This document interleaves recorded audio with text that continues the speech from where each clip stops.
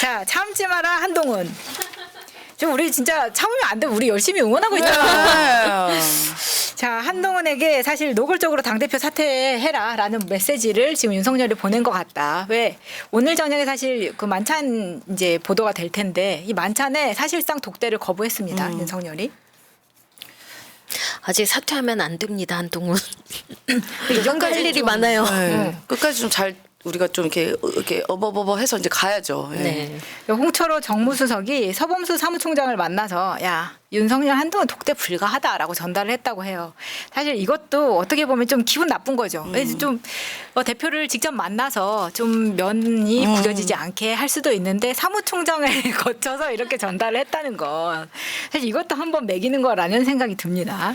근데 이번에 체코 순방 가며 오며 할 때 한동훈에 대한 자세에서 이미 보지 않았습니까? 윤석열이 한동훈을 쌩까고 있다. 네. 올 때도 뭐 이상민은 어깨 툭툭 하면서 얘기를 나눴지만 한동훈과는 그냥 하는 둥 마는 둥 하고 지나가지 않았습니까? 이게 약간 24일에 만찬하다는 거는 네. 체코 순방 나갈 때 직전에 갑자기 발표한 거잖아요. 맞아요. 네. 근데 갔다 오고 나서는 왜 태도가 또 변했냐는 거예요. 그러니까 이게 지지율과 연관이 될 수밖에 없죠. 사실 체코 가기 전에는 지지율 최하 20%를 찍었잖아요. 그리고 이제 김건희 씨 관련된 이제 공천 개입이라던가 문제가 와서 여론이 안 좋으니까 만약에 이제 특검법이 올라가서 제2건이 들어왔을 때 8명만 반대하면 되는데 사실 지난번에 4명이 찬성했잖아요. 그러면 그게 두려운 거예요. 근데 그 의원들도 본인들이 지역구도 있고 뭐 다음번에 또 의원 배지를 한번 더 달라면 이 여론을 아예 무시할 수는 없기 때문에 거기서 이제 이탈표가 많이 나올 거고 또 일부에서는 이제 윤석열을 이제 아예 이제 좀 거리두기 하는 사람들도 분명히 생길 겁니다. 지지율이 낮기 때문에. 그래서 이제 본인이 이러다가 한동훈이 이거 몇 명 의원들 꼬셔가지고 특검 되면 안 되는데? 라고 해서 이제 이른바 단속을 하려고 만찬했는데 갔다 오고 나니까 지지율이 또 약간 올랐어. 3%인가. 그러니까 좀 자신감이 붙은 거 아닐까요? 이제 순방과 이제 지지자 결집의 효과인 것 같습니다. 그런데 이제 한동훈 여기에서 이제 얼마나 쪽팔리겠어요. 근데 독대를 거절당한 한동훈이 한 말입니다. 내일이 어려우면 곧 다시 만나면 되겠죠. 참 긍정적이야. 근데 이거는 한동훈이 자기 무덤 판 거 아닙니까? 나 독대하자고 했어라고 언론에다가 누가 흘렸겠습니까? 대통령실에 물밑 교섭을 해야 되는 일을 가지고 언론에다 대고 막 그렇게 떠들면 하고 싶다가도 안 하겠어요. 저 역시도. 지금 대통령실의 반응이기도 합니다. 한동훈 독대를 거부하면서 언론에 대고 요청을 하니 이거 이상한 거 아니냐라는 반응이 나올 수밖에 없는데 저는 이거 대통령실에서 이렇게 말하는 것도 웃겨요. 원래 검찰 니들이 하던 짓이었잖아. 그렇지.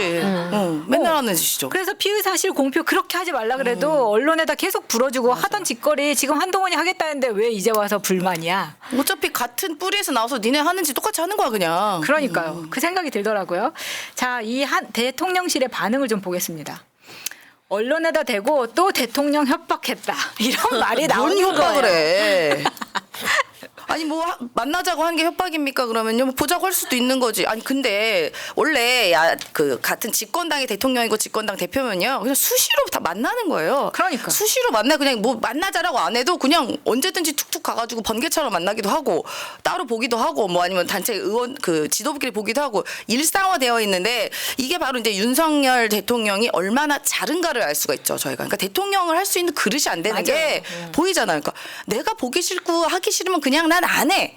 뭐가 됐든 안 봐. 그러니까 야당 대표도 뭐 2년 가까이 안 만나고 했던 거 아니에요. 근데 자당의 대표고 심지어 본인과 깐부였던 20년 깐부였던 사람조차 이제 뭔가 뒤틀린다는 이유로 안 봐, 안 해, 아무것도 안 할 거야.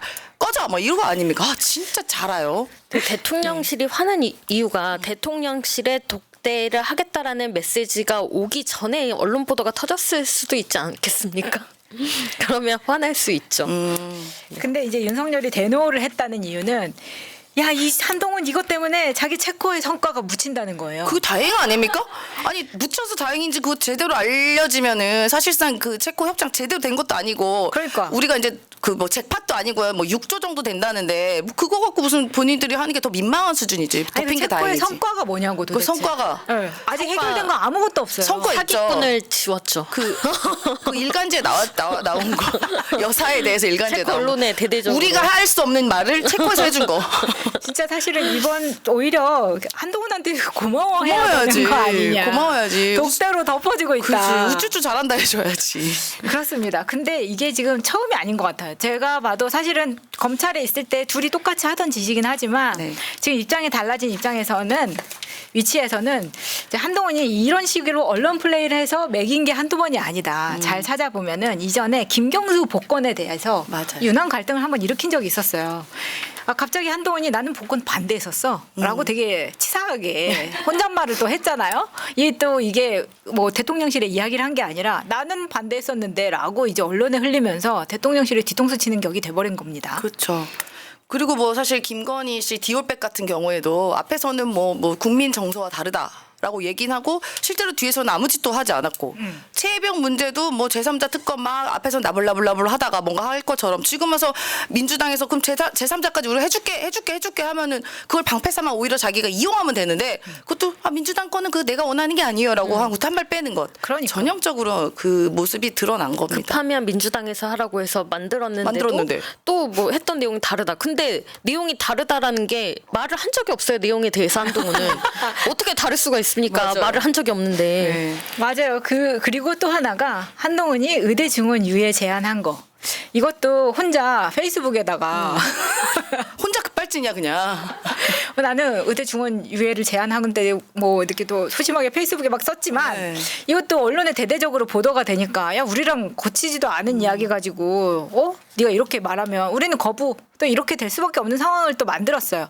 그러니까 뭐 독대든 뭐든 다이렉트로 좀 얘기를 좀 하지 않고 한동훈 역시 이런 식으로 언론을 이용했다. 그리고 최근에 있었던 거. 그 정공유 회장, 정공이, 네, 박단하고의 비공개 회담을 했어요. 근데 이거는 하고 나서 박단한테는 이거 비공개 지켜달라고 해놓고 자기들이 공개한 겁니다. 자기들이 만났다고 얘기하고 뭐 읍소했다 그러고 뭐. 그러니까 박단 입장에서도 야, 이 비공개 면담이라고 해놓고 공개한 거 나 진짜 이거 기분 나쁘지만 뭐라 그러겠어. 이제 이미 공개돼 버린 거. 그 약간 그 습성은 또 김건희 씨랑 비슷하네요. 비공개인데 누구나 다 아는 거. 네. 누구나 다 아는. 네. 근데 이왕 이렇게 된 거 독대에서 하고 싶었던 이야기 있지 않습니까? 그거 그냥 언론에다 대고 하십시오. 그러면은 윤석열한테 얘기하는 것보다 더 정확한 메시지가 전달이 됩니다. 왜 말을 못합니까?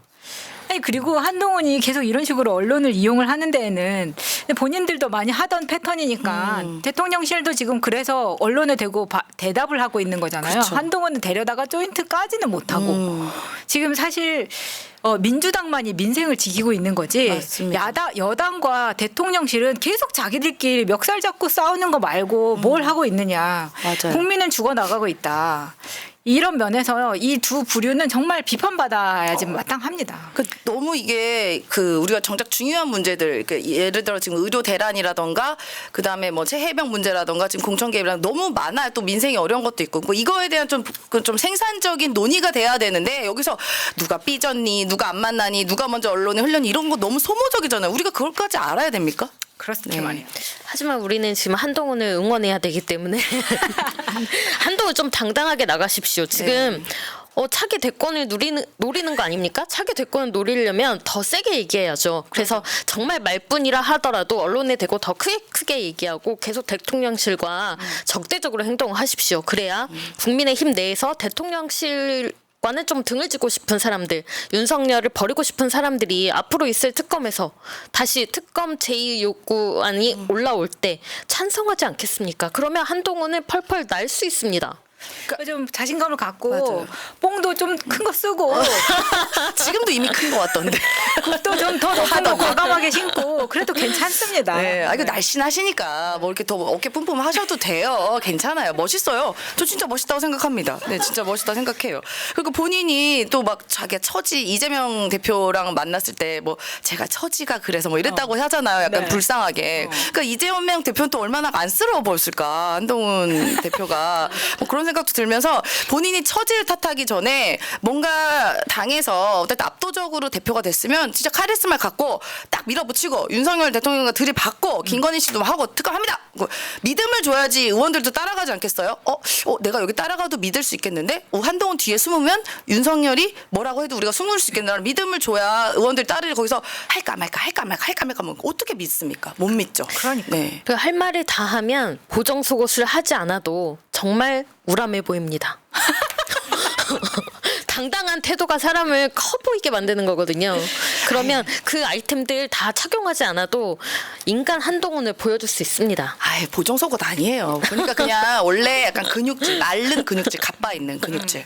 난 딱 그렇게 보이던데. 네, 칭찬해드립니다. 네, 멋있습니다. 예. 네. 자, 우리 한동훈을 응원하면서 다음 이슈로 오늘 1부를 마쳐보도록 하겠습니다.